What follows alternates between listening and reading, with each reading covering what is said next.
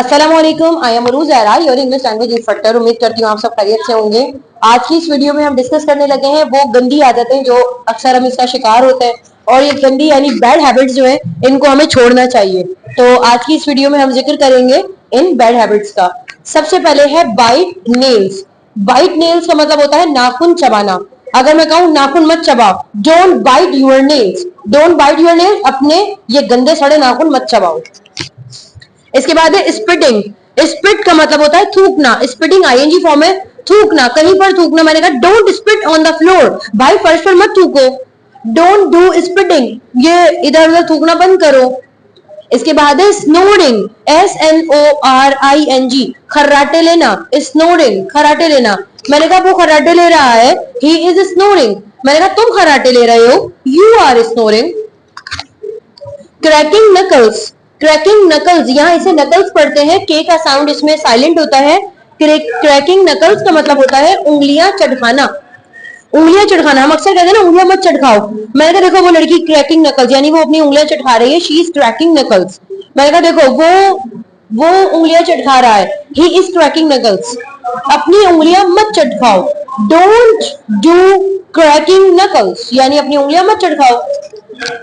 Chewing with open mouth, भाई खुले मुंह से खाना यानी चपचप की आवाज से खाना, जो एक निहायत ही गंदा अमल होता है। Don't chew food with open mouth, खाना खुले मुंह से मत खाओ, यानी चबा चबा कर ऐसे बदतमीजी से खाना मत खाओ। कर्स का मतलब होता है गाली देना या बद्दुआ देना। कर्स मीन्स गाली या बद्दुआ देना। मैंने कहा cursing is not allowed in Islam. Islam में गालम गलोच या बद्दुआ देना सही नहीं है।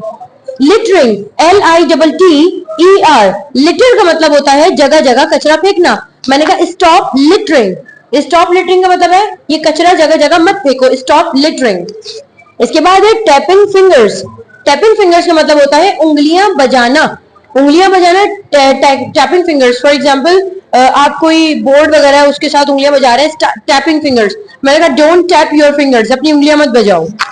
इसके बाद दोबारा हम चलते हैं स्लाउशिंग बैक। स्लाउचिंग बैक का मतलब होता है, स्लॉशिंग बैक भी से कहते हैं, झुकी हुई कमर।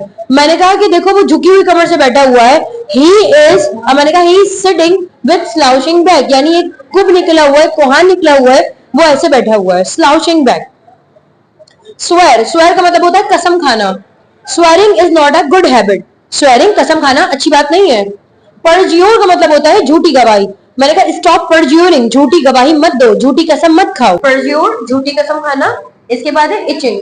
इचिंग का मतलब होता है खुजाना। अक्सर आपने देखा होगा सर्दियों में जो ड्राई स्किन हो जाती है और हम जबरदस्ती खुजा रहे होते हैं, दैट इज कॉल्ड इचिंग। मैंने कहा आई एम इचिंग, ये मैं खुजा रही हूँ। अच्छा, खुद से किसी चीज का चुभना भी ना इचिंग कहलाता है। अगर हमने कोई नया सूट पहन लिया क्लब का और वो मुझे चुभ रहा है तो मैं क्या कहूंगी, माई सूट इज इचिंग मी, मेरा सूट मुझे काट रहा है, इचिंग कर रहा है। इसके बाद है नमटी। ये हमारे पास एक आम फहम का वर्ड है, ये आपके सामने है। इसको हम कहते हैं कि क्या तुम बेवकूफ हो, यानी उल्लू का पट्टा जिसे हम कहते हैं, उसे नमटी कहा जाता है। इसके बाद नर्ड, पागल को कहते हैं, लेकिन एक पागल होता है मेंटल, उसे कहा जाता है सर्टिफाइड पागल। मैंने कहा ही इज मेंटल, वो हकीकत का पागल है। लेकिन अगर मैंने कहा कि अपना चाइल्डिश बिहेवियर बंद करो, ऐसी हरकतें नहीं करो, it means you are nerd.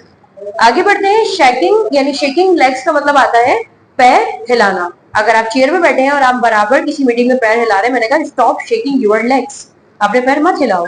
अगर आप कहीं अच्छी पोजीशन में बैठे हुए हैं और उसके बावजूद आप पैर बार बार हिला रहे हैं, that's called shaking your legs. इसके बाद आखिरी वर्ड है प्रोक्रास्टिनेटिंग। प्रोक्रास्टिनेटिंग का मतलब होता है टालना, बात वगैरह का टालना।